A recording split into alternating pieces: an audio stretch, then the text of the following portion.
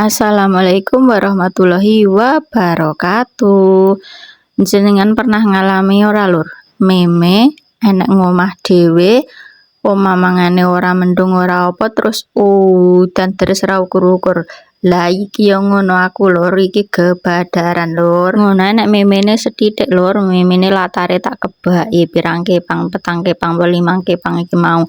Lah sangke apa jenenge selak udan-udanan eman-eman tak gierete nyang latar iso teko jero mande ngene iki lur, dadi tok ngadai iki enek ngemper karo enek jero. Karo ngadai gabah karo tutuke tausiah lur.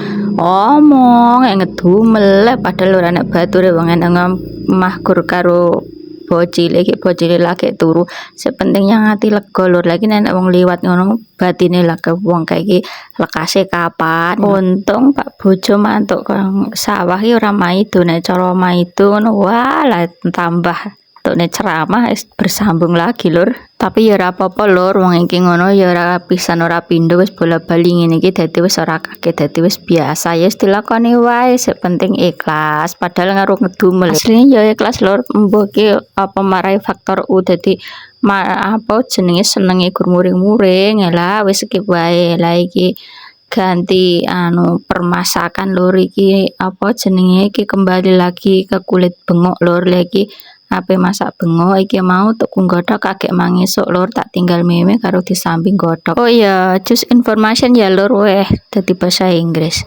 Nek bengok kuwi enek pirang-pirang jenis ya lur, enek bengok rawe, bengok isi, bengok kulit. Lah nek iki jenis bengok kulit lur, dadine cara maksude tok ning godhog ndadak langsung dimasak dadi mboten pahit, mboten mendem.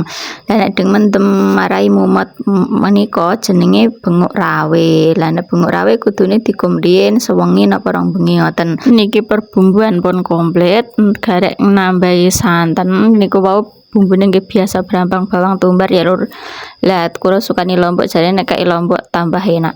Lah nek pun koreksi rasa sampun enak nggih pun dadi nggih niki lur, jangan bengok. See you.